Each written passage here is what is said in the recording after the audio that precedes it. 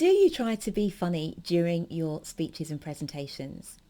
Well, some people argue that being funny is about uncovering humour rather than actually inserting jokes just for their own sake. And I'll tell you a bit later on about my hero for comedy and public speaking. But first, I'm going to tell you about me and just introduce myself. So I'm Shola Kaye. I'm a public speaking coach and a professional speaker based in London, and I work with companies and also with individuals who want to be stronger communicators, and I help business owners to speak up and grow their businesses. Today, this is the second episode of a two-parter, which is just looking at humour and some ways you can add a little bit of gentle humour without having to kill yourself with studying comedy or working too hard to get those laughs. And in the last video, number 1 of this two-part series, I talked about poking fun at yourself. And in this one, I'm going to talk about how to set up a joke using what we call subversion of people's expectations.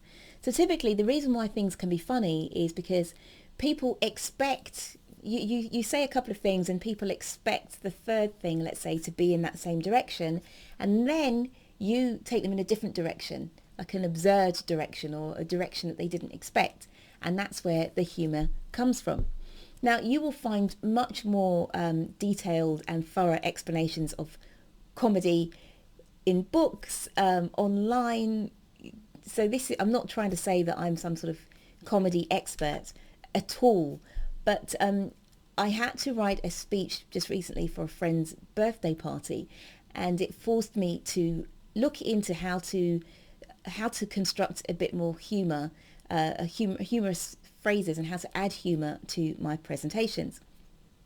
So I shared in video number 1 a little joke that I'd made about myself, comparing myself to Meghan, Duchess of Sussex, in terms of looks, which obviously is quite ridiculous. And in this section, this video, I want to talk about another way that you can create humour without having to poke fun at yourself, and that is, as I said, subversion humour.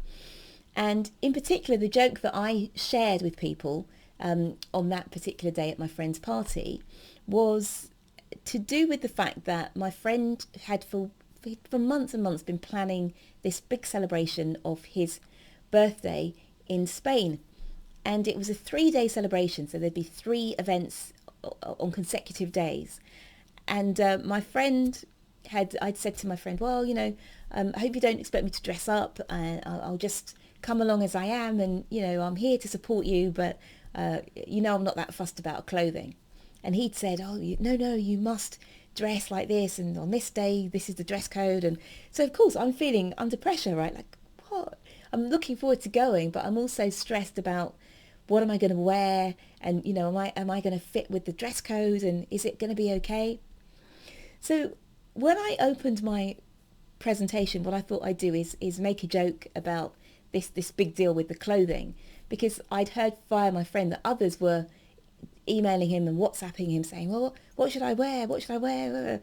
So the way I started out the presentation was I said, well, fantastic to be here with you all today, but a very grave and important matter has been concerning my mind for the last several weeks.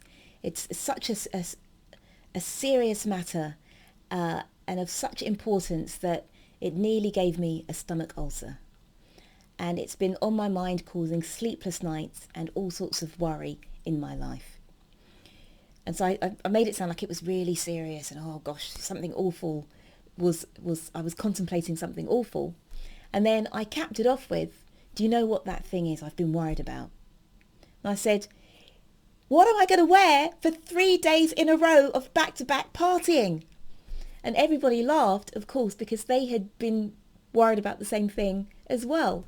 And it started the speech off with a bit of humour, a bit of poking fun at myself, and also this subversion, because people were expecting something serious and weighty and heavy, and then I just went to this very frivolous, light-hearted place of, what am I going to wear for 3 days? Which, of course, in the scheme of things, it's not very important really. So I hope that gives you an example of humour with subverting the audience's expectations. And that's one example, and probably quite a poor example compared to the many examples that are going to be out there that you've probably heard or that you can check up for online. But if you can take people in a direction and then at the last minute just take them in another direction instead, that quite often is a cause for humour. And we've all heard jokes where they'll say, it might be a three-parter. So there's A and there's B, and A and B take you in this direction, and then C, which is the punchline, takes you in another direction. And that's what makes you laugh. So I hope you understand now about humour, which it is derived from subverting people's expectations.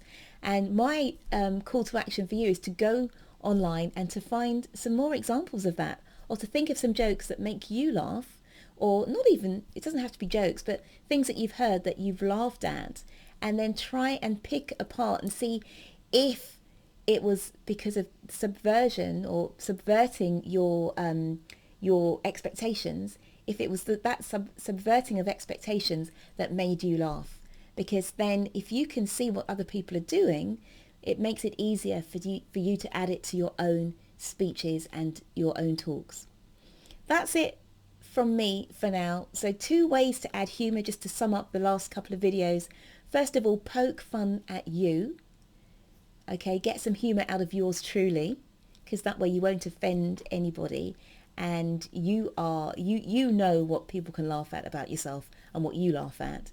So that's a nice easy way to get some laughs. And then the second one is to subvert people's expectations and get some humour that way. That's it from me for now. And please do let me know if you found any great jokes. I love humour.